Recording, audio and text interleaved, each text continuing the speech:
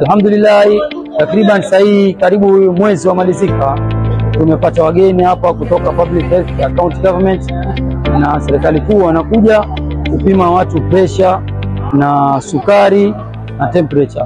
So kwa inabeba watu wengi, hujulikani yupi ni mgonjwa kulingana sahii wakati umekuwa mgumu, kila mtu ni mgonjwa na hujulikani yupi ni mzima. Kwa hivyo hii ni kazi nzuri sana ambao wanatutekelezea katika hili soko letu la Marikiti. Kwa hivyo tunashukuru sana. Hii siwe mara ya kwanza, ama kila baada ya mwaka watu wa Public Health watutembelee hapa na tupime tujue hali yetu ya afya. Mimi hapa ndio kwangu ninauza sana nimespecify na spice.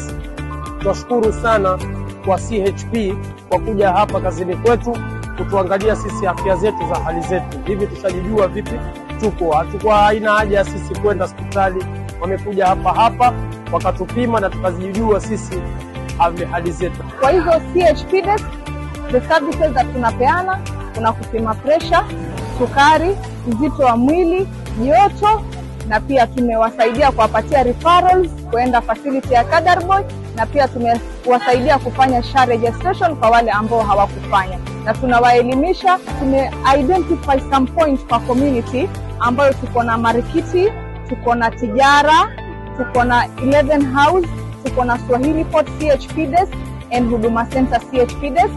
Because si kila mtu ana afford kwenda hospitali na si kila mtu anataka kwenda hospitali. Wengine wao wapuuzia. Akija hapa mtu pressure iko juu, ndio sasa atumwe referral aone enyewe my health comes first before the businesses and I'm doing in the community. Now that tuko na raise ya chikungunya and dengue fever, tukipima temperature tukiona it is above 36, 35, ikifika paka 37 tunafanya referral to the facility Kadarboy, na hapo ndio watu wetu wanaweza kusaidiwa.